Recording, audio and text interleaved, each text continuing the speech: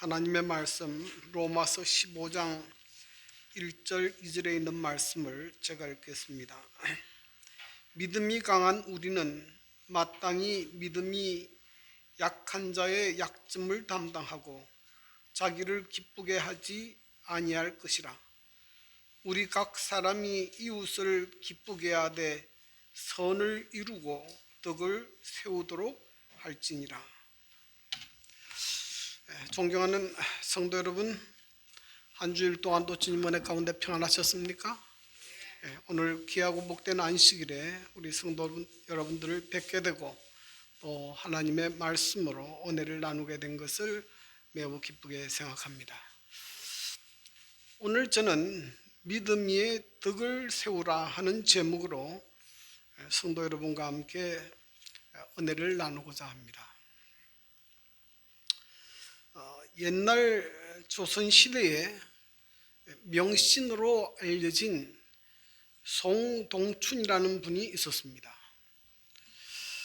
이분이 10살 때에 그 집안의 어른들이 이 아이의 총명함을 시험하기 위해서 질문을 했습니다.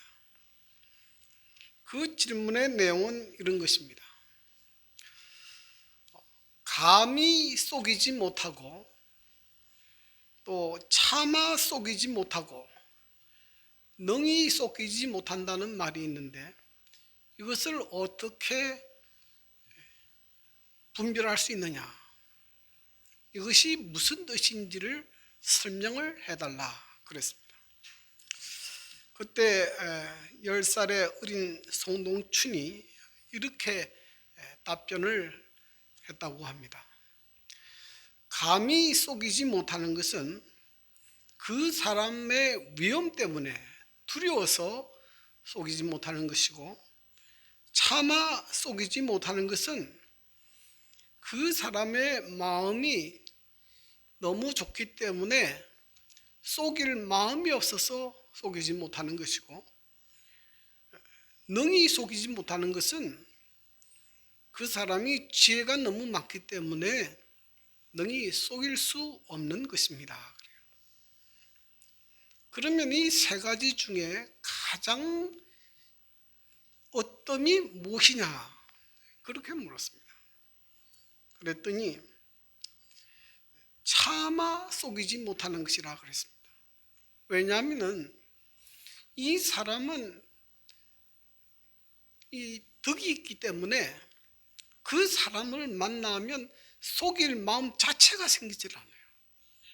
그래서 속이지 않는 것이고, 그래서 이 차마 속이지 못하는 것이 그 중에 어떠니라. 두 번째는 능히 속이지 못하는 것인데, 그것은 이 사람이 지혜가 너무 출중하기 때문에 그 사람의 지혜를 능가하지 않으면 속일 수 없기 때문에 두 번째가 능히 속이지 못하는 것이고, 감히 속이지 못하는 것은 그 사람의 지위나 또 위험 때문에 두려워서 속이지 못하는 것이기 때문에 그것이 매일 아래에 있는 것입니다. 그렇게 답변했다고 합니다. 이 송동춘의 답변 속에서 나타났듯이 사람의 인품 가운데 가장 중요한 것이 덕이다 하는 것을 우리에게 보여주고 있습니다. 여러분, 예수를 믿는다는 것이 무엇입니까? 예수를 믿는다는 것은 크게는 둘로 나누어 생각해 볼 수 있습니다. 첫째는 예수님께서 십자가의 죽으심으로 우리의 모든 죄를 사하시고 또 그 은혜를 믿어 하나님의 자녀가 되었다는 것을 믿는 것입니다. 그리고 두 번째는 그 은혜로 믿음으로 구원받은 사람은 이제는 예수님의 거룩한 성품을 본받아 그분의 삶을 닮아가는 것입니다. 이것이 그리스도인의 삶입니다. 그래서 사도 베드로는 우리 그리스도인의 믿음의 성장 단계를 7가지 단계로 나누어 설명을 하고 있습니다. 베드로후서 1장 5절부터 8절에 보면 이런 말씀이 있습니다. 그러므로 너희가 더욱 힘써 너희 믿음의 덕의 지식의 절제를, 절제의 인내를, 인내의 경건의 형제우애를, 형제우애의 사랑을 더하라. 그래서 우리의 믿음이 믿음으로 끝나는 것이 아니고 믿음 위에 덕을 세워야 한다. 그리고 그 위에 지식을 또 절제를, 이렇게 성장하는 것이 그리스도인의 삶이다. 그렇게 설명하고 있습니다. 오늘은 그 첫 번째로 우리가 믿음 위에 세워야 할 덕에 대해서 좀 살펴보려고 합니다. 왜 우리가 믿음은 되지, 왜 믿음 위에 덕이 있어야 되느냐? 그것은 덕이 없는 믿음은 자칫 잘못하면 옹고집으로 바뀔 수 있기 때문에 그렇습니다. 믿음은 강한데 덕이 없으면 이 사람은 다른 사람들과는 의논하지 않아요. 이 사람에게 제일 중요한 것은 자기 믿음이고 자기 경험이 제일 중요합니다. 그래서 이런 사람들은 있으면 교회 안에서 자꾸 다툼이 일어납니다. 화평이 깨어져요. 자기 주장대로 되지 않으면 그냥 그대로 두지 않습니다. 그래서 이런 사람은 교회에 화평을 깨트리고 교회를 세우기보다는 교회를 허는 경우가 많습니다. 그래서 우리 믿음 위에 덕이 있을 때에 그것이 바른 믿음으로 자리 잡을 수 있다. 그렇게 말씀하고 있는 것입니다. 그러면 덕이란 무엇인가? 덕이란 말은 헬란 말로는 아르테라고 하는데 그 뜻은 우선 선하고 또 너그럽고 관대한 마음과 행동을 뜻합니다. 좀 더 구체적으로 생각하면 이 덕이라고 하는 것은 나 개인보다는 전체를 생각하는 마음입니다. 그래서 전체를 먼저 생각하고 전체와 조화를 이룬 다음에 그 속에서 내가 기쁨을 찾는 것이 덕입니다. 그래서 믿음이 개인적인 것이라고 한다면 덕이라고 하는 것은 전체를 생각하는 마음이죠. 만약에 내가 나 개인의 믿음과 나 개인의 주장 때문에 전체를 슬프게 만든다면 그건 덕이 없는 것입니다. 그 다음에 두 번째는 남보다는 남을 이롭게 하는 것이 덕입니다. 덕이라는 뜻은 이 하나님에게도 선하고 또 이웃에게도 선하고 나에게도 선한 것이 덕입니다. 그런데 하나님에게도 선하고 또 나에게도 선하고 이웃에게도 동시에 선할 경우가 별로 없어요. 그래서 나와 다른 사람이 이게 둘 다 좋은데 둘 다 좋을 수는 없을 때 하나를 택해야 합니다. 그때 뭘 택해야 하느냐? 먼저 다른 사람에게 이롭도록 하고 그 다음에 나를 찾는 것입니다. 이것이 덕이에요. 또 하나님의 일이 있고 사람의 일이 있다고 하면 하나님을 먼저 기쁘시게 하고 그 다음에 사람을 생각하는 것이 덕입니다. 그래서 오늘 이 성경 말씀에는 구체적으로 덕이 무엇인지를 우리에게 사도 바울이 잘 가르쳐주고 있습니다. 오늘 성경 말씀에 보면 믿음이 강한 우리는 마땅히 믿음이 약한 자의 약점을 담당하고 그랬습니다. 믿음이 연약한 자라는 것은 아직 믿음도 약하고 생각도 약하고 의지도 약하고 감정도 약한 상태입니다. 아직 믿음이 약하기 때문에 예수를 믿기는 믿지만은 무엇을 해야 되는지 어떻게 해야 되는지를 잘 모릅니다. 그러니까 당연히 실수도 많이 하고요. 또 믿음이 흔들리는 경우도 많습니다. 자, 이러한 경우에 어떻게 해야 되느냐? 믿음이 강한 사람이 믿음이 연약한 사람의 약점을 잘못하는 부분을 그걸 대신 이렇게 덮어주고 책임을 지는 것이 그것이 덕이다. 그렇게 설명을 합니다. 옛날에 서울의 어느 교회에서 이제 가족 찬양대가 있었다고 합니다. 그래서 이제 가족들이 나와서 앞에 나와서 이렇게 찬미를 부르고 진행을 하는데 한 집사님 가정에서 나와서 이렇게 찬미가를 부르는데 그 집사님이 그만 가사를 틀리게 불러버렸어요. 그러니까 그 모습을 보고 교인들이 깔깔대며 웃었습니다. 그러니 이 집사님이 당황해서 얼굴이 홍당무가 돼서 들어갔습니다. 그런데 그 다음 순서로는 목사님 가정 순서였어요. 목사님이 이제 나와서 가족 찬양을 하는데 조금 부르더니 목사님도 또 가사를 틀려버렸습니다. 그러니 교인들이 더 웃긴다고 깔깔대고 웃었어요. 그리고 찬양대는 끝났습니다. 그리고 이제 목사님이 오랫동안 목회하시다가 나이가 들어서 또 병도 들고 해서 돌아가셨습니다. 그래서 그 교인들이 그 목사님 가정에 와서 유품을 정리하는데 그 목사님의 일기장이 있었습니다. 그래서 우연히 한 장로님이 그 목사님의 일기장을 보게 됐습니다. 거기에 한 그 일기에 이런 내용이 기록되었습니다. 7월 14일 교회 가족 찬양대가 있었다.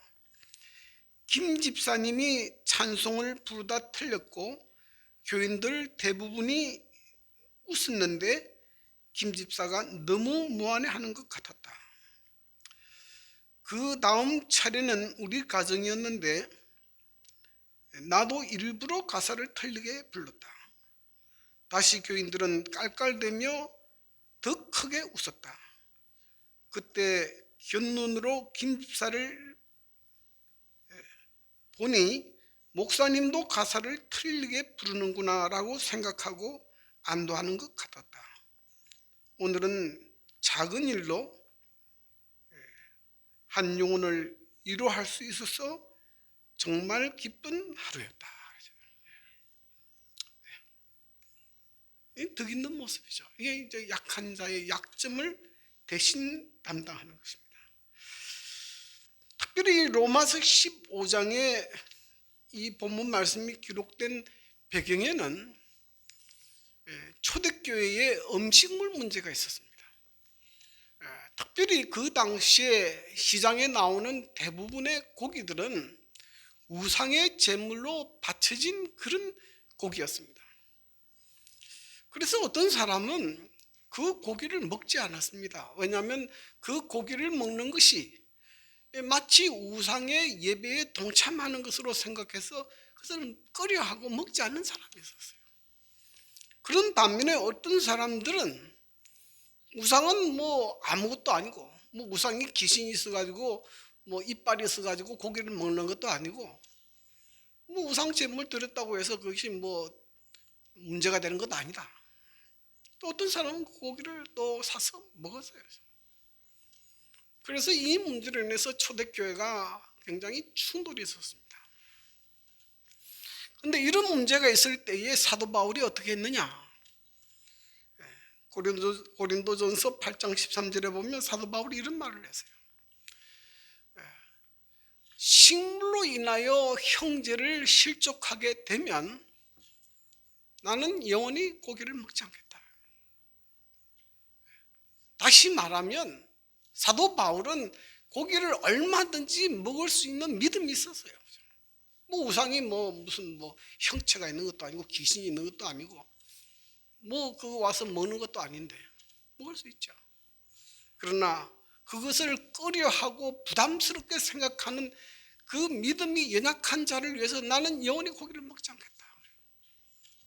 이것이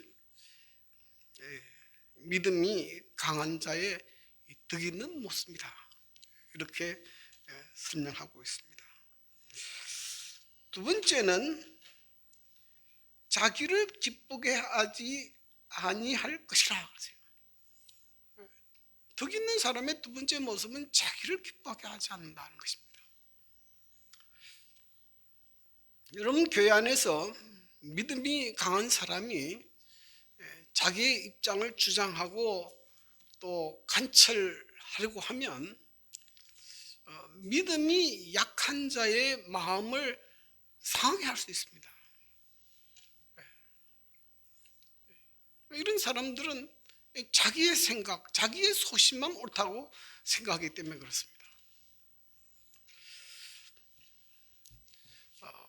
꽤 오래전 이야기지만은 한 교회에서 안식일에 도루가의 물건을 파는 문제로 문제가 일어났습니다. 도루가의 물건을 파는데 매일 안식일에 교회에 나와서 매일 평일에 나와서 물건을 살 수 없는 사람들이 안식일에 교회에 나왔으니까 그 도루가의 물건을 가져가고 그 다음 평일에 돈을 입금하는 형태로 물건을 가져간 경우가 많았습니다. 근데 그 문제로 인해서 한 장로님이 문제를 제기했습니다. 안식일에 어떻게 물건을 사고 팔 수 있느냐? 안식일을 할 것이다. 그 말이 원칙적으로 맞지만은 그렇게 함으로 이때까지 안식일에 와서 물건을 가져간 많은 사람들을 정죄하게 되는 것이에요. 그로 인해서 굉장히 많은 사람들이 낙심하고 교회가 문제가 아주 크게 불거진 것으로 알고 있습니다.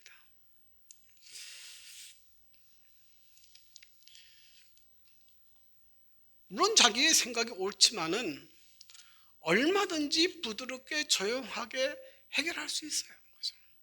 그런 방법이 아니라도. 그런데 그렇게 함으로 교회를 분열을 일으키고 교회를 혼란에 빠뜨리는 것은 덕 있는 모습은 아니에요. 그 다음에 또 어떤 경우가 있냐면 이런 경우가 있습니다. 기존 우리 신자 가운데 사업을 하시고 장사를 하는 분들이 교회 처음 들어오신 분들에게 장사를 하는 것이에요. 장사할 수 있죠. 예를 들면 좋은 물건을 싸게 잘 주면 교인들에게 얼마나 도움이 되겠습니까? 근데 그렇게 하지 않고 어떤 경우는 바가지를 씌우고 어떤 경우는 전혀 필요 없는 물건을 강매하다시피 해서 물건을 팔아버려요. 어떤 결과가 오겠습니까? 그러면 믿음이 연약한 초신자들은 굉장히 마음의 상처를 가지게 되고 믿음 자체가 흔들리게 되는 것입니다. 그래서 성경에 보면 사도 바울은 교회 안에서 절대로 자기 이익을 구하지 않았다. 이거 다 덕이 없는 사람들의 모습이에요. 자기만 기쁘게 하려고 하는 것이죠. 그래서 우리가 이런 것들을 참 주의해야 합니다. 우리 재림교인 가운데 이 송순태라는 분이 있습니다. 이분이 이런 그리스도인이 되고 싶다 하는 제목의 시를 쓴 적이 있습니다. 그 시의 내용이 굉장히 좋은데요. 내용은 또 아주 깁니다. 근데 제가 좀 내용이 길지만은 좀 읽어드리겠습니다. 그는 늘 조금 부끄러운 듯 합니다. 단체 사진의 맨 뒷줄에서 항상 반점 얼굴이 가려진 채 서 있는 사람처럼, 그러나 그는 자신의 견해를 밝혀야 할 입장이 되면 단아하고 조용히 그리고 조리 있고 깊이 있게 말할 수 있는 지성을 갖춘 사람입니다. 그래서 그 약간의 부끄러운 듯한 모습은 어떤 수치심 때문이 아니고 섬세한 감정 때문인 사람입니다. 그는 가난하더라도 깨끗하고 단정하며 부유하더라도 검소하고 겸손합니다.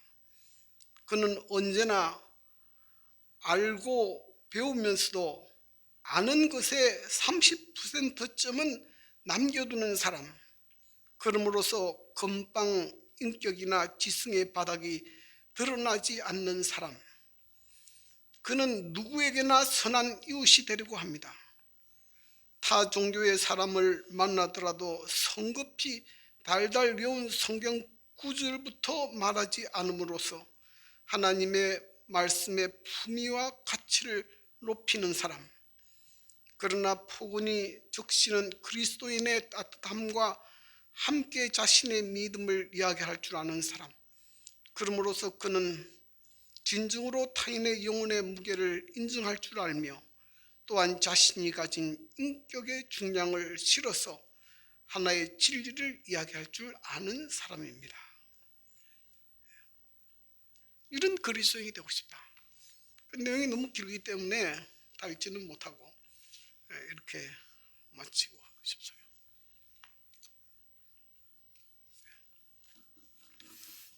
그래서 우리가 너무 자기중심적인 그리스도인, 덕이 없는 그리스도인이다. 그렇게 사도 바울은 권면합니다. 그 다음에 오늘 이 성경 말씀에 보면 우리 각 사람이 이웃을 기쁘게 하되 선을 이루고 덕을 세우도록 할지니라. 그래서 덕이 있는 사람은 나보다는 이웃을 기쁘게 하는 사람이 덕이 있는 사람이다. 이렇게 말씀하고 있습니다. 여러분, 우리가 다른 사람을 기쁘게 하기 위하여 덕이 있는 행동으로 해야 될 첫 번째 행동이 뭐라고 생각하십니까? 저는 그것을 이 말이라 그렇게 생각합니다.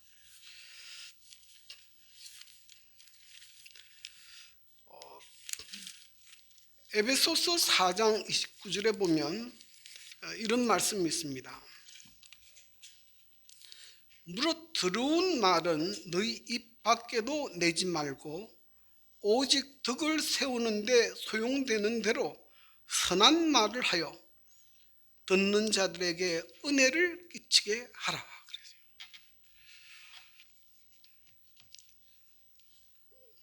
우리가 그리스도인으로서 다른 사람에게 영향을 끼치는 가장 큰 영향 가운데 말이 가장 큰 영향을 끼칩니다. 우리의 혀는 새치밖에 되지 않지만은 이 혀는 사람을 죽일 수도 있고 사람을 살릴 수도 있습니다. 칼은 우리의 몸을 죽일 수 있지만 그러나 말은 우리의 영혼까지 죽일 수 있습니다. 그래서 말이 훨씬 더 중요합니다. 흔히 저도 그런 실수를 자주 했지만은 어떤 성도들은 다른 사람이 조금 잘못하고 실수하는 것을 보면 그것을 찾아가서 직접 이야기해 주는 사람이 있습니다. 그래야 그 사람이 깨닫고 회개하고 고친다 이렇게 생각하죠.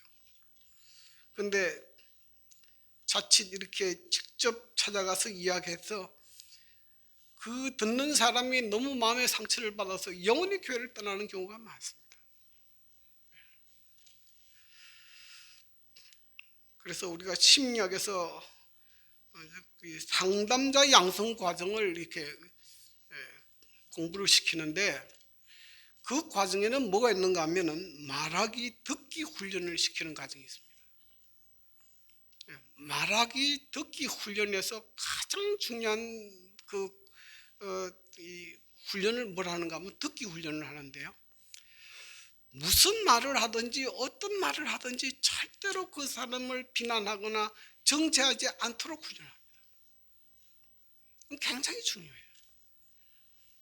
그 사람의 이야기를 듣고 그 사람의 이야기를 공감해주고 그 사람을 위로해주고 격려해주고 그것으로 끝나는 것이에요.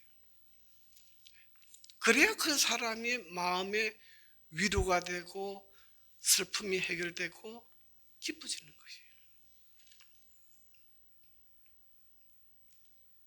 그리고 말할 때는 그 상대방의 좋은 점부터 먼저 칭찬하고 그리고 그 사이에 짧게 좀 이렇게 고쳐야 될 부분을 이야기하고 마지막 부분에 또 그 사람에 대해서 격려하고 위로하고 좋은 점을 칭찬하는 말로 끝내고 그렇게 하도록 훈련합니다. 그래야 그 상대방의 마음에 상처를 받지 않아요. 여러분, 교회 안에서 교회를 다니다가 떠나는 많은 사람들이 그 마음의 말로 인해 상처를 받아서 교회를 떠나요. 절대로 뭐 교리가 틀려서 떠나는 경우가 없습니다. 마음의 상처를 받고 떠나요. 그래서 우리의 말을 조심하고 언제나 형제를 기쁘게 하기 위해서 그렇게 말해야 합니다. 그런데 왜 우리가 그렇게 살아야 하느냐? 왜 우리가 그렇게 행동해야 되느냐? 그것은 예수님께서 그렇게 사셨기 때문에 그래요. 여기 보면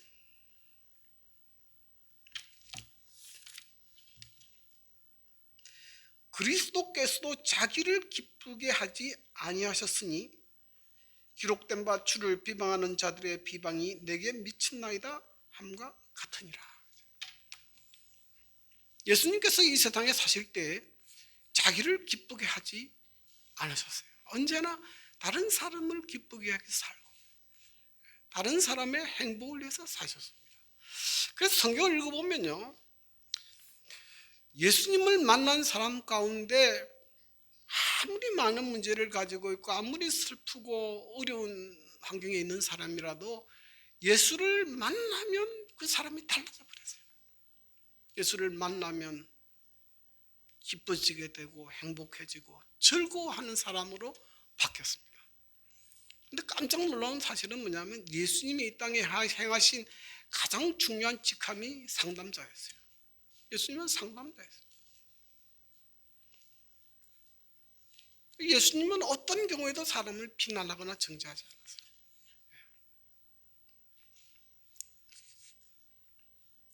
그래서 여러분, 우리는 누굴 믿는 사람입니까? 우리는 예수를 믿는 사람이에요. 예수의 성품을 닮아가는 사람입니다. 그렇죠. 그래서 우리가 말하는 덕은 유교에서 말하는 덕이 아니에요. 우리는 예수님의 그 성품 가운데, 예수님의 성품 가운데 있는 덕을 닮아가는 것입니다. 이것이 그리스도인의 갖추어야 될 믿음의 덕이다.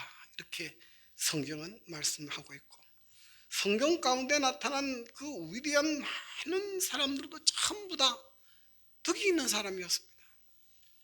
하나님을 기쁘시게 하고 이웃을 기쁘게 하기 위해서 산 사람들이었습니다. 여러분, 모세는 실수도 많았지만은 그는 이스라엘 백성을 하나님께서 멸하려고 할 때 자기 이름을 생명책에서 지어달라고 기도한 사람이에요. 그처럼 그 이스라엘 민족을 사랑한 사람이었고, 요셉 그의 형들의 그런 잘못을 너그럽게 용서하는 덕 있는 사람이었습니다. 에스더, 아브라함, 모든 사람들이 그런 사람이었습니다. 그러므로 존경하는 여러분, 우리가 그리스도인으로서 우리의 신앙이 믿음만 가지면 되는 것이 아니고 그 믿음 위에 덕이 있어야 합니다. 너그럽고 간대하고 모든 사람들을 포용할 수 있는 덕이 있을 때 우리가 진정한 그리스도인으로 이렇게 나타날 수 있게 될 것입니다. 이러한 은혜가 또 저와 우리 모든 성도들에게 있게 되기를 간절히 바라면서 말씀을 줄이겠습니다.